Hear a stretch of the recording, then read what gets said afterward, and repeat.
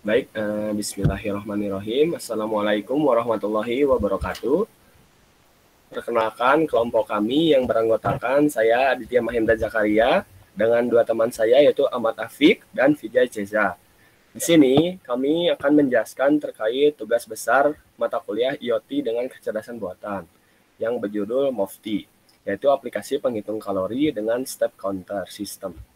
Move sendiri memiliki arti yang berasal dari dua kata, yaitu move dan healthy, yakni artinya di saat kita bergerak, maka tubuh kita sehat. Move ini sendiri yaitu suatu aplikasi penghitung kalori dengan step counter system, di mana proses singkatnya itu kita menjalankan aplikasi ini. Lalu kita melakukan input jumlah kalori yang ingin dikeluarkan oleh tubuh kita. Lalu setelah melakukan input, kita melakukan pergerakan seperti jalan. Lalu jika sudah mencapai target, kalori yang diinputkan akan muncul notifikasi. Setelah sampai target yang telah dicapai, kita juga dapat mengunduh hasil kalori yang telah dikeluarkan oleh tubuh kita. Ini merupakan penjelasan singkatnya. Untuk lebih detailnya, kita masuk halaman selanjutnya untuk membahas latar belakang. Untuk latar belakang, pada perkembangan zaman yang sangat cepat, informasi sangat mudah untuk tersebar. Standarisasi terkait badan yang ideal perlahan-lahan terbentuk dari informasi yang tersebar di internet, seperti berat badan yang ideal. Sebagian besar dari masyarakat melakukan olahraga yang teratur, dan sebagian kecil melakukan diet dengan berbagai metode. Tapi dari kebanyakan orang melakukan jenis olahraga, jogging adalah jenis olahraga yang paling sering dipilih. Istilah jogging itu merupakan dari bahasa Inggris yang menjelaskan gerakan cepat, pendek, baik disengaja atau tidak disengaja. Jogging adalah bentuk olahraga berlari atau berjalan pada keadaan lambat atau santai, yang bertujuan untuk meningkatkan kebugaran dan mengeluarkan kalori yang berlebihan di dalam tubuh. Baik, next. Untuk tinjauan pustaka yang kelompok kami lihat, yaitu kita melihat dua referensi. Yang pertama itu riset terkait open source step counter algorithm for wearable device pada tahun 2020 yang dilakukan oleh Anna Brondin, Markus Nordstrom, Magnus Olson, dan Dario Salvi. Lalu yang kedua itu terkait adaptive Jack Pass Buffer Step Detection Algorithm pada tahun 2017 oleh Dan Murray dan Ryan Bonig. Baik, next. Untuk metode yang digunakan yaitu step counting, yaitu menghitung jumlah langkah. Di sini R adalah besaran skala dari 3 titik data percepatan gabungan, yaitu X, Y, dan Z. Keuntungan menggunakan R versus arah data percepatan tertentu adalah bahwa hal itu tidak memihak pada orientasi perangkat dan dapat menangani orientasi dinamis perangkat. Untuk menghitung jumlah R yang diberikan, maka kita lihat rumus di bawah ini, yaitu R magnitude atau besaran R didapat dari akar dari X kuadrat aksel atau akselerasi. X kuadrat, akselerasi X kuadrat ditambah akselerasi Y kuadrat ditambah akselerasi Z kuadrat. Baik, next. Untuk selanjutnya, gambaran umum akan dijelaskan oleh teman saya, Ahmad Afiq Mitra. Silakan, Ahmad Afiq. Oke, terima kasih Aditya Mahendra untuk penjelasan latar belakang dan gambaran keseluruhannya tadi tentang proyek yang kami bangun. Nah, untuk gambaran umum sistem dari aplikasi yang kami bikin, yang kami buat adalah sebagai berikut ya. Ini gambaran umum yang kami buat berdasarkan user persona yang telah kami lakukan sebelumnya. Kami menentukan calon user ideal yang akan nanti menggunakan aplikasi kami gitu. Nah, yang pertama itu setiap user yang ingin menggunakan aplikasi ini dapat menggunakannya tanpa akun, jadi tanpa registrasi. Jadi bisa lebih mudah begitu sesuai dengan user persona dari calon user kami. Terus untuk memulai sebuah project, user perlu mengisi dan target kalori dan jenis aktivitas yang akan dilakukan pada dashboard page. Nah, terlihat pada diagram yang ada di sebelah kiri. Di situ di awal proses sistemnya itu ada menampilkan dashboard ya. Di situ nanti bakalan tampil user head information formnya. Nanti dari user akan mengisi secara manual user head information-nya berupa kalori dan juga jenis aktivitas yang akan dilakukan. Setelah itu sistem dapat berjalan dan setelah itu sistem selesai menghitung langkah sesuai target kalori, maka user dapat melihat laporan aktivitas user. Nah, setelah step counting sistemnya berjalan, nanti akan data dari hasil hitungan final user color information-nya akan ditampilkan di layar jumlah langkah dan kalorinya. Setelah itu hasil dari jumlah langkah dan kalori tersebut dapat diunduh sebagai data untuk nanti kita lihat lagi secara offline gitu. Nah, setelah itu sistem juga dapat melakukan proses untuk melakukan pengunduhan menjadi sebuah file PDF ya. Nah, setelah menggunakan aplikasi tersebut, semua informasi yang tampil dari sistem akan terhapus secara otomatis. Jadi semua gambaran sistem untuk gambaran umum sistem kami ini semuanya berpatokan pada user persona yang telah kami bangun sebelumnya sesuai dengan keinginan dan juga kendala dari calon user kami nanti. Nah, selanjutnya adalah requirement. Di requirement ini terbagi dua, ada functional dan juga non-functional.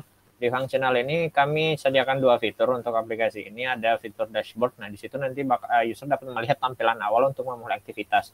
User harus mengisi total kalori, seperti yang saya jelaskan tadi ya, yang ingin dikeluarkan atau yang dibakar, dan juga jenis aktivitas yang akan dilakukan.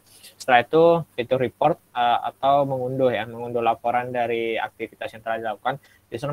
User dapat melihat laporan progres dari aktivitas yang dilakukan. Nah, selanjutnya adalah non-functional. Di non-functional ini terbagi tiga, yaitu yang pertama itu ada dapat diakses secara online.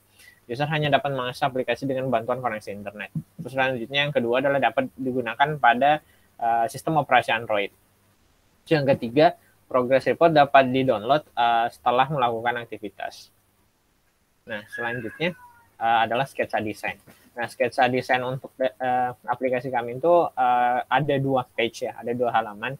Yang pertama itu halaman dashboard dan juga halaman report. Di halaman dashboard itu ada dua text field untuk target kalori dan juga jenis aktivitas, dan dua button mulai untuk primary buttonnya dan secondary-nya ada button. Nah, di page kedua itu berisi informasi dari aktivitas ya, informasi kalori yang berhasil dibakar dan juga total langkah yang telah dilakukan. Dan di page kedua juga ada dua button, primary buttonnya itu ya untuk unduh informasi dari aktivitas, dan secondary buttonnya untuk kembali ke dashboard, ke halaman dashboard ya. Nah, setelah itu setelah didesain berdasarkan desain sistem sebelumnya dan juga user persona, maka akan diproses, akan di develop di Android Studio menggunakan bahasa pemrograman XML. Nah, selanjutnya dokumentasi di selama proses development di Android Studio untuk front end-nya ya. Kurang lebih seperti ini di Android Studio-nya prosesnya. Nah, selanjutnya di tahap selanjutnya arsitektur pembangunan sistem. Nah, pada tahap ini akan dijelaskan oleh rekan saya Vijay Cesa. Silakan. Baik, terima kasih Saudara Afik. Perkenalkan kembali, saya Ceza. Di sini saya akan menjelaskan mengenai arsitektur pembangunan sistem. Yang pertama itu kami di sini menggunakan Android Studio versi 2020.3.1 dan kebutuhannya itu untuk Windows 64 bit. Jadi Android Studio di sini adalah sebuah IDE atau Integrated Development Environment yang merupakan pemrograman dari Android resmi yang dikembangkan oleh IntelliJ. Nah, Android ini juga banyak sekali fitur yang memudahkan kita dan juga tentunya memiliki banyak library yang sudah siap digunakan. Nah, walaupun dari benefit yang saya sebutkan tadi cukup banyak, tapi Android Studio juga menghabiskan memori yang cukup banyak gitu ya. Seperti yang saya alami, fan PC saya berbunyi terus dan tidak seperti biasanya gitu karena CPU yang digunakan itu sebesar 100% gitu. Dan kemudian kami menggunakan bahasa pemrograman Java dan juga XML yang kemudian kami melakukan uji coba pada perangkat smartphone berbasis OS-nya Android pada smartphone Samsung Galaxy S10. Boleh di next. Oke. Di sini saya akan melakukan testing dan demo aplikasi Mufti itu sendiri. Mungkin izin share screen, Saudara Afif.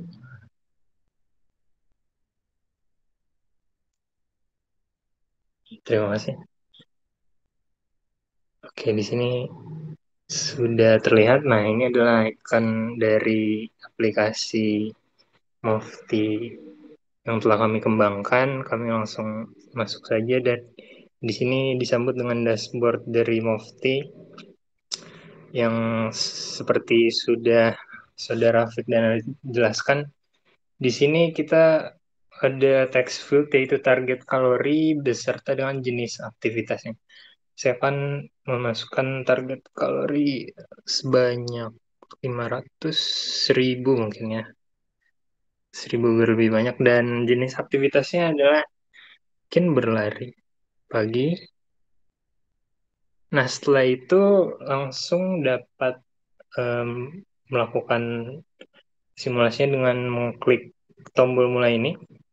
Nah, di sini terdapat indikator total kalori dan ada indikator goals juga. Di sini ada 1000. Nama aktivitasnya juga tadi berlari pagi dan total angkanya itu bisa dilihat ini. Dan sekarang saya akan memperagakan contoh bahwasannya saya sedang ada notifikasi. Saya akan memperagakan contoh saya sedang melakukan melangkah gitu ya. Dan di sini jika smartphone itu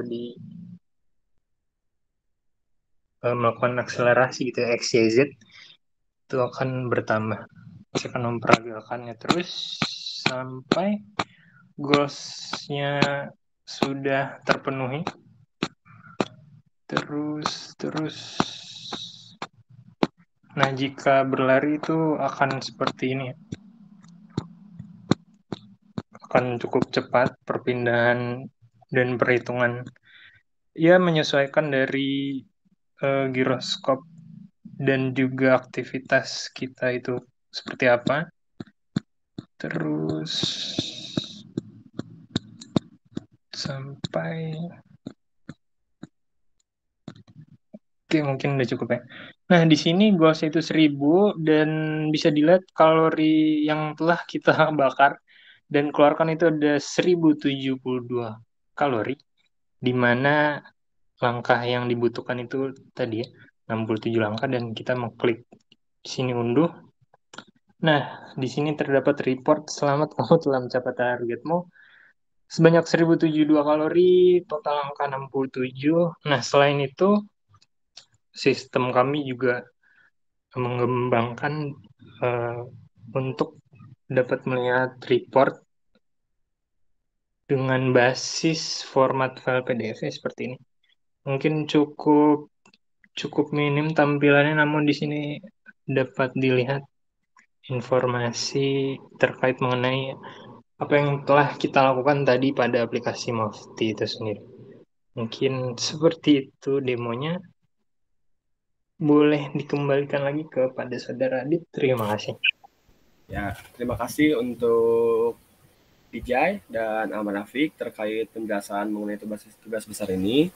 Mungkin cukup sekian yang dapat kelompok kami sampaikan terkait tugas besar ini. Semoga dengan dibuatnya tugas ini dapat bermanfaat untuk kita semua. Mohon maaf bila ada kesalahan. Wassalamualaikum warahmatullahi wabarakatuh.